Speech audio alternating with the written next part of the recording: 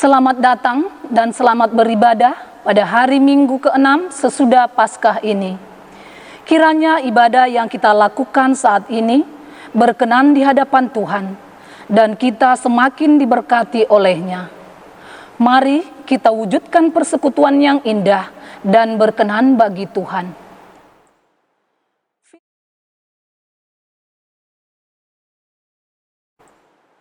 Virus corona bukan hanya merenggut ribuan nyawa, tetapi juga mengubah tata cara kehidupan manusia di seluruh dunia, mulai dari interaksi sesama maupun proses berhubungan dengan Tuhan.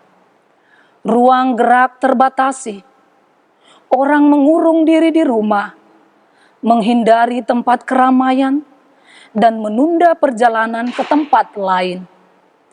Virus corona juga berdampak dalam kehidupan keagamaan umat manusia. Tempat ibadah ditutup, termasuk gereja, mengubah tata cara ibadah demi menahan penyebaran penyakit COVID-19. Tapi jangan takut, badai pasti berlalu. Tetaplah bertahan bersama Tuhan. Tangan Tuhan yang membuat kita menang melewati badai wabah corona.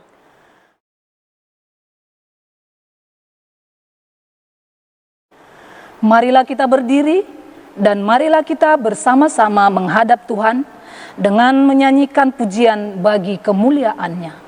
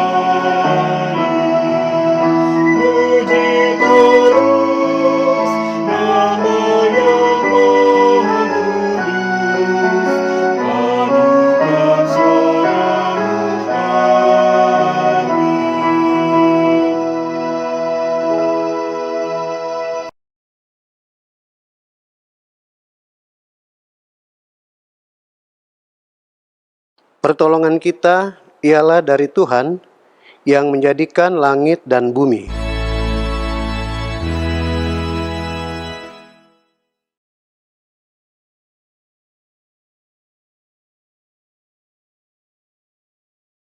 Nas pembimbing pada saat ini terambil dari Filipi 4 ayat 13. Segala perkara dapat kutanggung di dalam Dia yang memberi kekuatan kepadaku.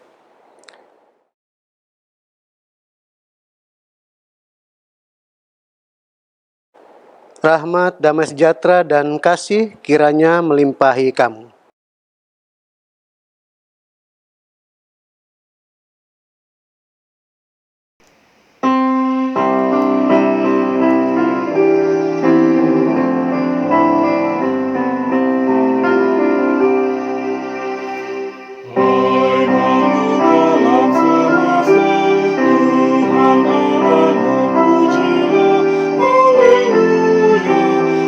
Haleluya, haleluya,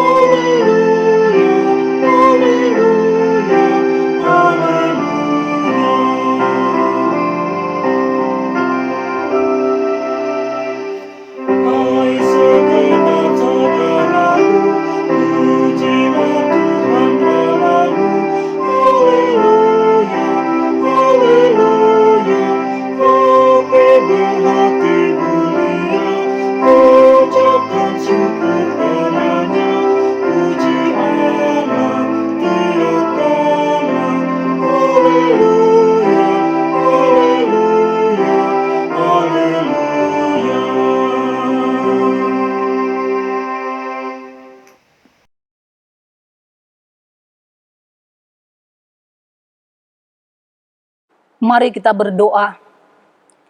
Allah sumber segala rahmat, kami bersuka cita bahwa kasih-Mu begitu besar bagi dunia, sehingga Engkau mengaruniakan Yesus Kristus untuk menjadi korban tebusan. Ia yang mati dan bangkit dari maut, membuat kami hidup dalam kemenangan atas dosa. Semoga kami selaku anak-anak-Mu memiliki kasih yang besar bagi dunia, sebagaimana yang Yesus Kristus teladankan. Biarlah Roh Kudus-Mu terus menuntun dan membaharui kami, sehingga kami senantiasa taat padamu dan berlaku tulus terhadap sesama. Bahkan perjalanan kehidupan kami yang penuh dengan tantangan dan ketakutan, kami percaya bahwa penyertaan-Mu selalu membuat kami tenang dan berpengharapan. Inilah doa kami ya Allah Tritunggal, Bapa, Anak, dan Roh Kudus. Amin.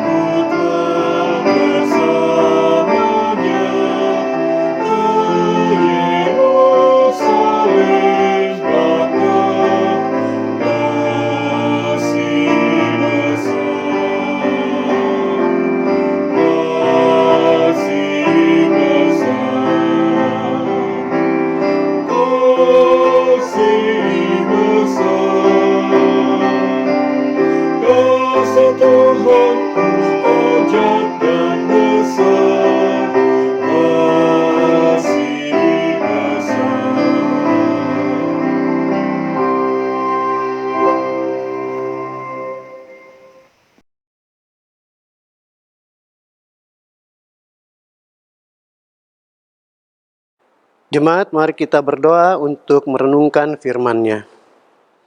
Ya Bapa Maha Kuasa, ya Kristus Maha Pengasih, karuniakan Roh Kudus-Mu untuk memimpin kami mendalami kekayaan firman-Mu, dan memampukan kami juga membagi kekayaan firman-Mu itu kepada semua orang, melalui pikiran, tutur, dan laku yang benar dalam hidup dan kerja layan kami setiap hari. Amin. Jemaat, mari kita berdiri untuk mendengar pembacaan Alkitab di hari Minggu keempat sesudah Paskah ini, yang terambil dari surat 1 Korintus 11 ayat 17 sampai 23 yang menyatakan, dalam peraturan-peraturan yang berikut, aku tidak dapat memuji kamu, Sebab pertemuan-pertemuanmu tidak mendatangkan kebaikan, tetapi mendatangkan keburukan. Sebab pertama-tama aku mendengar bahwa apabila kamu berkumpul sebagai jemaat, ada perpecahan di antara kamu. Dan hal itu sedikit banyak aku percaya. Sebab di antara kamu harus ada perpecahan, supaya nyata nanti siapakah di antara kamu yang tahan uji. Apabila kamu berkumpul, kamu bukanlah berkumpul untuk makan perjamuan Tuhan. Sebab pada perjamuan itu tiap-tiap orang memakan dahulu makanannya sendiri, sehingga yang seorang lapar dan yang lain mabuk.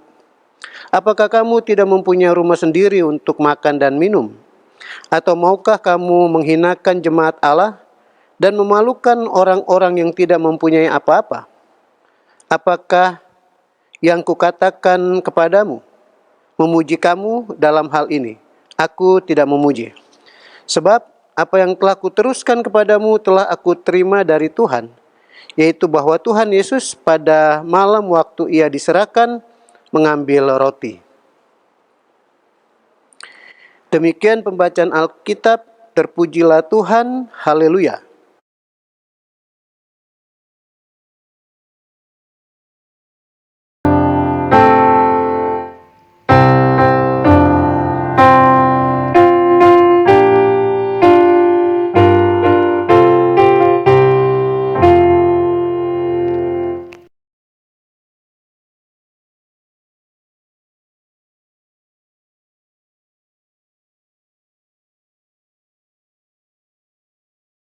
Ya, Ibu Bapak, Saudara-saudari yang dikasihi oleh Tuhan Yesus,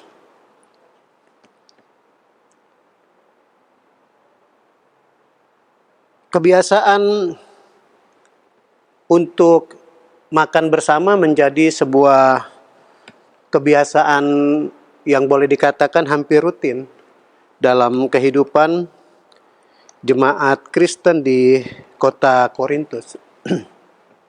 Kenapa? Karena memang makan dan minum ini menjadi sebuah simbol kebersamaan.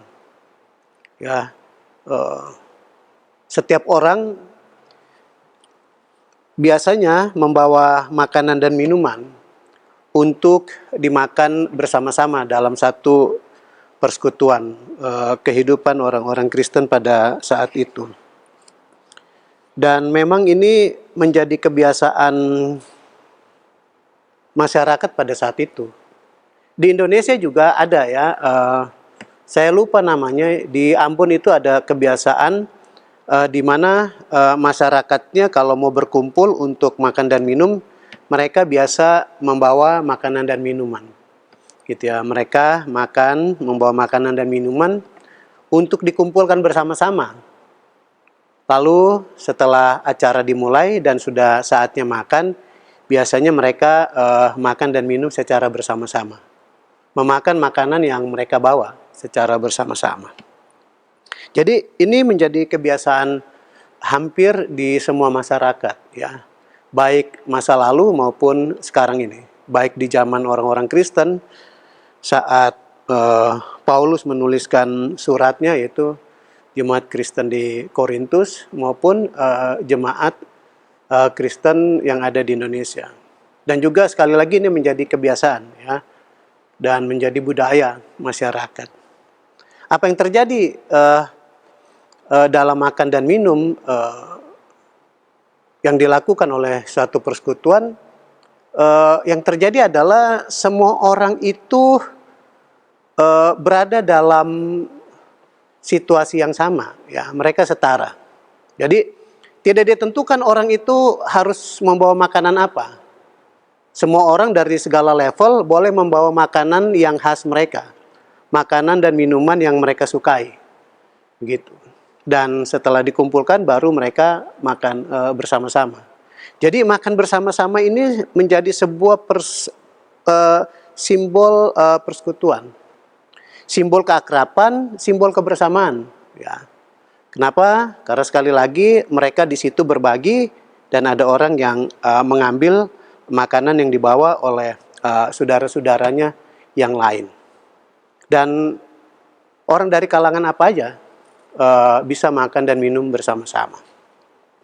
Itu yang pertama. Jadi ada fungsi membangun dan mengikat persaudaraan, dan ada fungsi untuk memperkokoh bahwa dalam persekutuan itu semua orang setara, gitu ya.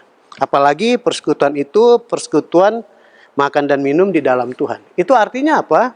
Artinya bahwa di dalam Tuhan tidak ada satu orang pun atau satu kelompok pun yang dibeda-bedakan.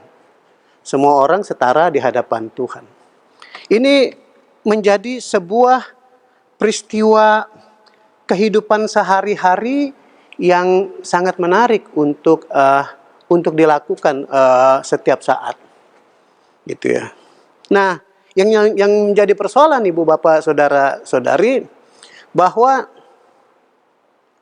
ketika ada sebuah persekutuan makan dan minum di kota Korintus, ternyata kebiasaan yang selama ini dilakukan oleh mereka ada semacam penyimpangan, ya, ada semacam penyimpangan. Apa itu penyimpangannya?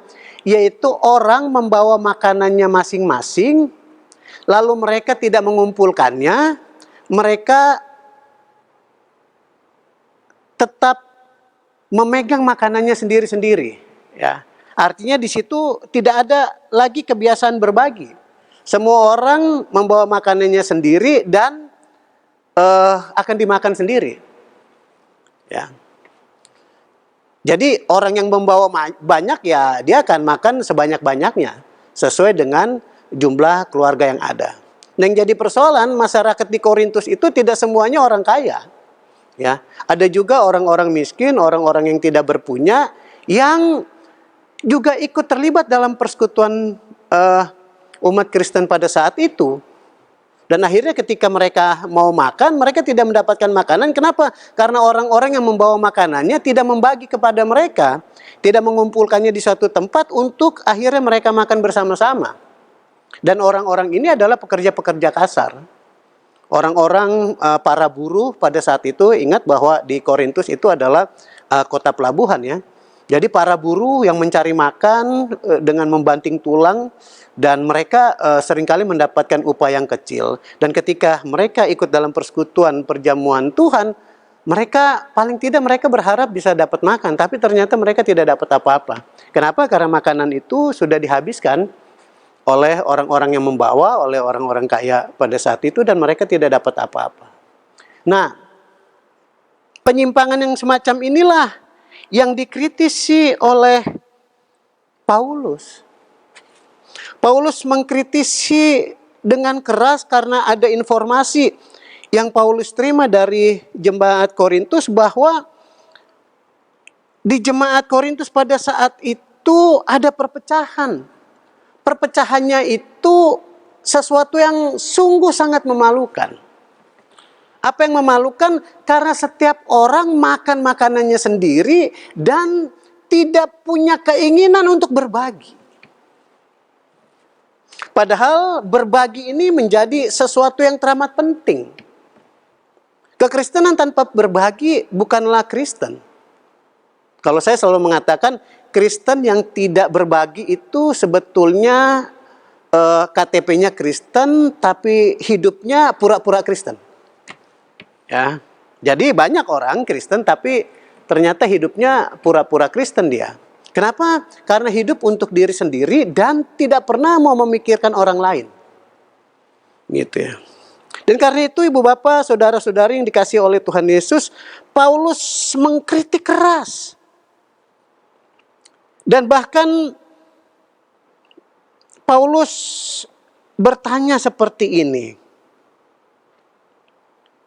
Apabila kamu berkumpul, kamu bukanlah berkumpul untuk makan perjamuan Tuhan. Sebab pada perjamuan itu tiap orang memakan dahulu makanannya sendiri, sehingga yang seorang lapar dan yang lain mabuk. Artinya apa? Mabuk ini artinya mereka kekenyangan.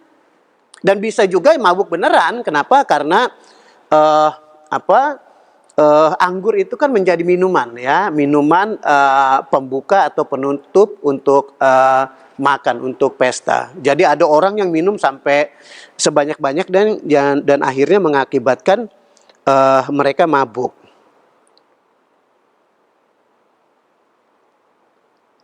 Dan Paulus mengkritik dengan keras dengan bertanya seperti ini. Apakah kamu tidak mempunyai rumah sendiri untuk makan dan minum?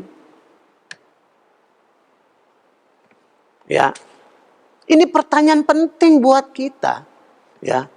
Apakah kamu tidak punya rumah sendiri untuk makan dan minum? Artinya persekutuan jemaat Tuhan, persekutuan makan dan minum adalah sebuah persekutuan perayaan rasa syukur atas kebaikan Tuhan, di mana Tuhan telah berbagi hidupnya dengan cara mati di kayu salib dan memberikan keselamatan bagi semua orang yang percaya. Sehingga orang-orang Kristen yang mau makan dan minum dalam perjamuan Tuhan itu seharusnya dia sudah makan di rumahnya sendiri. Sehingga ketika mereka membawa makanan dan minuman itu menjadi sebuah sajian perayaan syukur yang bisa dimakan oleh semua orang. Sekali lagi, persekutuan itu adalah persekutuan yang berbagi. Ya, dengan memberikan makanan, dengan memberikan minuman, semua orang bisa makan. Dan memang ini makna persekutuan, Ibu Bapak, Saudara-saudari. Ya. Jadi persekutuan tanpa berbagi bukan persekutuan. Kenapa? Karena persekutuan itu berasal dari kata komune. Ya. Dari komune ada komuni, dari komune ada community. Ya, community itu kan masyarakat, persekutuan. Nah, kalau di jemaat Katolik tuh kita kenal apa yang disebut komuni, ya. Kalau kita di dalam Ekaristi itu ada komuni. Kalau kita biasa mengenal perjamuan kudus. Ya, apa yang terjadi dalam komuni di gereja Katolik itu, setiap orang datang ke pasturnya, ya, dalam ibadah itu, lalu dia mengambil hosti, ya, hosti. Dia mengambil hosti itu dibagi-bagikan, ya, kepada semua orang yang ikut merayakan Ekaristi pada saat itu. Jadi memang komuni itu artinya berbagi, ya. Komuni itu artinya berbagi. Kenapa? Karena dalam perayaan komuni itu ada sesuatu yang dibagi-bagi. Dan itulah makna persekutuan. Ya. Jadi kalau persekutuan itu menjadi persekutuan yang tidak berbagi, dia telah mengkhianati makna persekutuan itu. Gitu ya. Jadi kalau orang Kristen bilang bahwa dia adalah gereja Kristen, gereja juga kan artinya persekutuan itu. Tapi gereja itu tidak berbagi, maka gereja itu sedang mengkhianati jati dirinya sebagai gereja. Dalam keadaan apapun, ya, selapar apapun seharusnya, ya, orang-orang yang membawa makanan itu, selapar apapun, dia harus menanti orang. Agar ketika semua orang sudah lengkap, sudah datang, lalu mereka makan bersama-sama. Makan makanan yang sudah dibagi itu. Ya. Kita bisa lihat ya dalam kehidupan persekutuan kita, dalam kehidupan dalam ibadah Kristen. Ya, misalnya habis ibadah lalu ada makan dan minum gitu ya. Misalnya. Seringkali apa yang terjadi? Ketika kita ngantri ngambil makan itu, saya ingat sekali waktu masih muda-muda gitu ya. Waktu pertama menyendok makanan, nasi itu bukan ngambil nasi itu.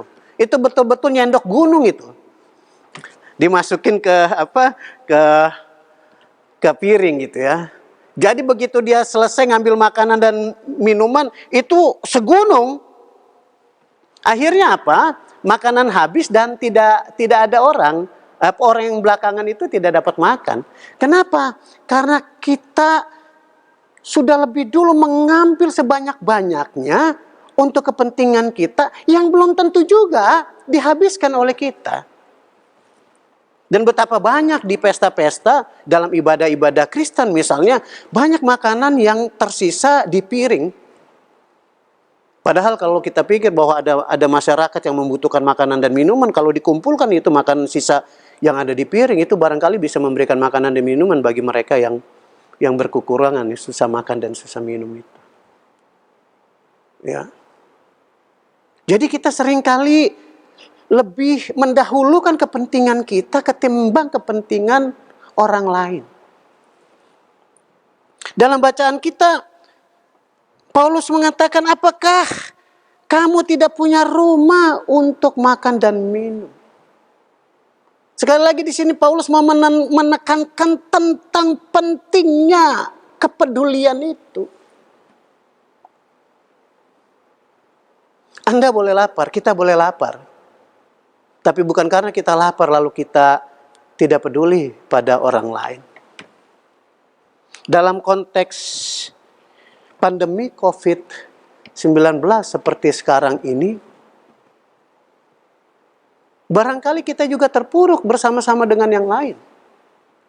Tidak ada satu orang pun yang tidak terpuruk dalam menghadapi pandemi COVID-19 ini. Mau dia orang kaya, mau dia pengusaha, mau dia orang susah, mereka juga merasakan pandemi. Paling tidak yang punya usaha harus menghentikan usahanya untuk sementara. Dan itu berarti pemasukannya berkurang. Tetapi sebagai orang Kristen yang diajarkan tentang hidup berbagi ini adalah bukan karena kita sama-sama terpuruk dengan orang lain, lalu kita tidak peduli terhadap nasib hidup orang banyak.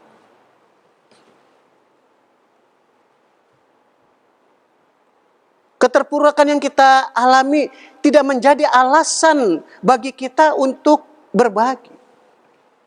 Pasti kita tidak bisa berbagi sendiri karena kita juga terpuruk. Tapi selaku gereja, selaku komunitas, kita bisa bergandengan tangan dengan yang lain. Membangun relasi-relasi dengan orang lain. Membangun relasi-relasi dengan gereja-gereja lain. Dan bahkan membangun relasi dengan komunitas-komunitas lintas iman. Untuk bersama-sama dengan mereka memikirkan dan mencari cara-cara yang tepat agar paling sedikit kita bisa berbagi-bagi kehidupan dengan orang lain. Walaupun sedikit. Lebih baik sedikit daripada kita tidak berbuat apa-apa sama sekali. Dan kekristenan adalah semacam itu. Kenapa kita harus berbagi? Karena Kristus sendiri sudah berbagi hidupnya. Kehidupan Kristus yang mau berbagi bagi dunia ini menjadi visi ke depan kita. Untuk sebisa-bisanya kita membagi-bagi kehidupan bagi orang lain di tengah-tengah pandemi COVID-19 yang sedang kita alami ini. Kita tidak bisa hanya berpangku tangan, kita tidak bisa hanya menjerit, kita tidak bisa hanya berteriak minta tolong. Tetapi dengan roh Kristus yang ada dalam diri kita, diri gereja, kita tentunya dimampukan untuk sebisa-bisanya bangun dari keterpurukan dan walaupun sedikit kita tetap mampu berbagi dan memberikan kehidupan pada orang lain. Oleh sebab itu Ibu Bapak yang dikasihi oleh Tuhan Yesus, lewat bacaan Korintus 11 ayat 17 sampai 23 ini saya mengajak kita semua agar kita tidak terlalu terkonsentrasi pada kehidupan kita. Kita tidak boleh terlalu memikirkan kepentingan kita sendiri. Dalam segala persoalan hidup kita, kita harus membagi-bagi kehidupan karena Kristus sendiri sudah memberikan kehidupannya bagi banyak orang. Selamat berbagi-bagi kehidupan di tengah pandemi COVID-19 sekarang ini. Tuhan Yesus memberkati kita semua. Amin.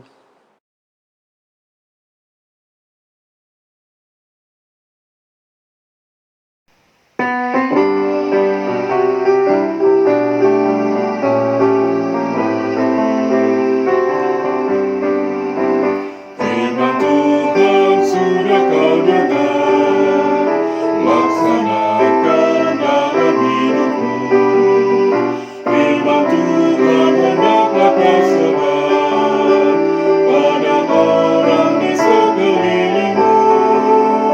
Ayo pergi segera, Tuhan utus dirimu, katakan karya kasih-Nya.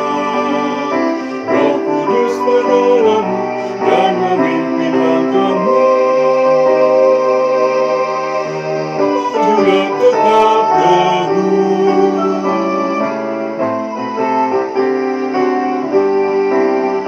Dalam suka dan sengsaramu, ingat selalu pada Tuhanmu.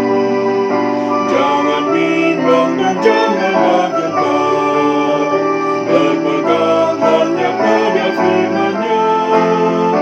Hai pergi segera, Tuhan utus dirimu, katakan karya kasih-Nya. Roh Kudus menolongmu dan memimpin langkahmu. Majulah tetap teguh.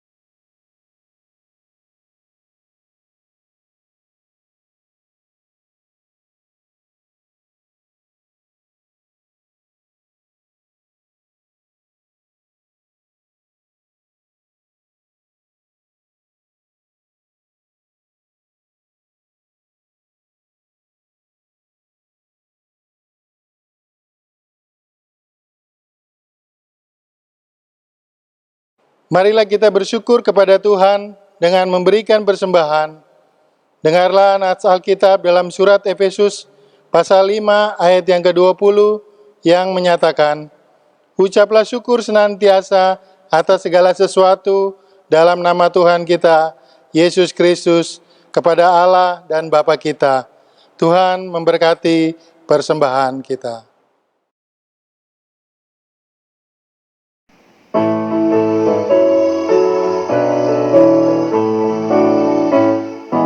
Kita menyambutkan biji kebenaran pada pagi hari siang dan petang. Kita menantikan waktu penuaian, pasti ada hasil, hati pun senang. Mari kumpulkan, pasti ada hasil, hati pun senang. Mari kumpulkan, pasti ada hasil, hati pun senang.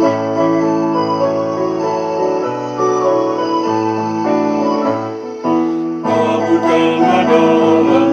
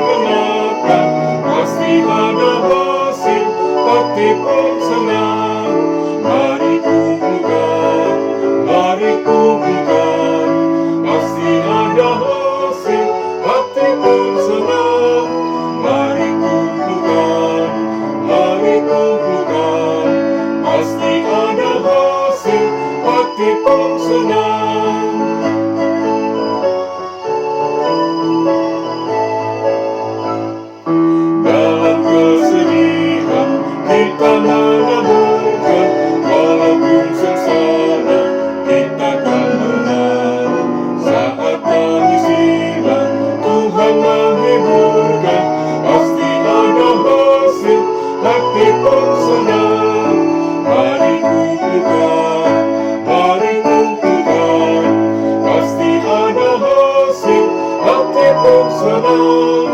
Mari kumpulkan, mari kumpulkan, pasti ada hasil, hati pun senang.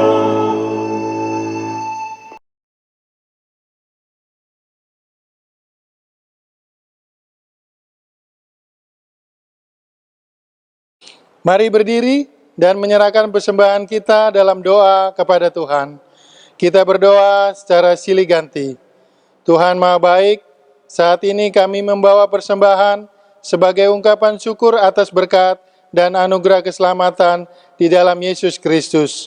Terimalah dan berkatilah agar bermanfaat untuk pelayanan kasih yang mendatangkan kesejahteraan bagi sesama. Kami juga menyerahkan diri kami menjadi persembahan yang hidup untuk menjadi saksi-saksi yang memuliakan-Mu di dunia. Terpujilah Engkau, ya Tuhan, selama-lamanya.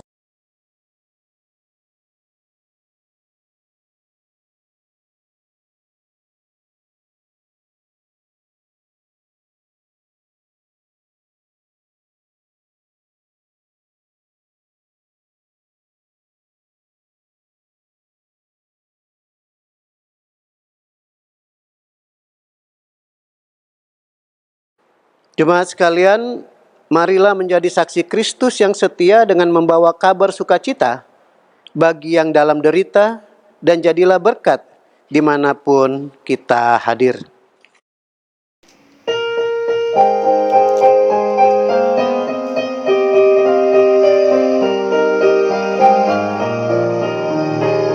Jika padaku ditanyakan apa akan katakan pada dunia yang penuh penderitaan, aku sampaikan kabar baik pada orang-orang miskin, pembebasan bagi orang yang ditawan, yang buta dapat melihat dan yang tertindas dibebas. Sungguh tahun damai Tuhan sudah tiba, kerajaan Allah penuh kurnia, itu berita bagi isi dunia.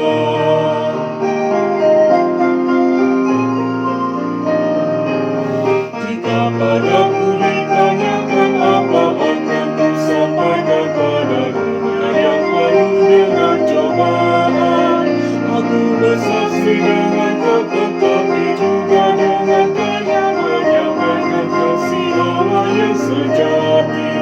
Tak tersedia bagi kita pengampunan dan anugerah kesehatan dalam Kristus puteranya. Kerajaan Allah penuh kurnia, itu berita bagi isi dunia.